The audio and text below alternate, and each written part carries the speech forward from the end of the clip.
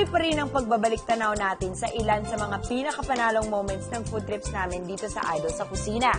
At kapag pagkaing Pinoy ang usapan, hindi pwedeng malimutan ang Pampanga dyan. Bilang tinaguriang culinary capital of the Philippines, ipinagmalaki sa amin ng mga Kapampangan ang napakaraming dishes. Mula sa exotic food, street food, fresh fruits, kakanin, at mga heirloom recipes gaya ng adobong puti at ang sikat na San Nicolas biscuits ni Atching Lilian Borromeo. At isa sa mga naging highlight ng naging pagdalaw namin sa kusina ni Atching Lilian ay ang pagsishare niya sa amin kung paano gumawa ng napakasarap na dulce prenda.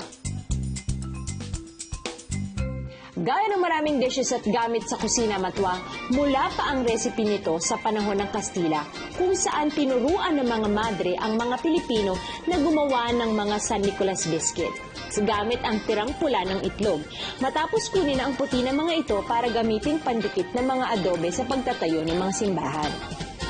Ang simpleng dough recipe gamit ang butter, sugar, cornstarch, flour, kunting asin at lime zest. Nirorolyo sa mga hulmahang gawa sa kahoy. At bawat hulmahan may iba't ibang disenyo base sa pamilyang gumagawa nito. Ang mga hinulmang paniselyos, isasalang sa horno for 15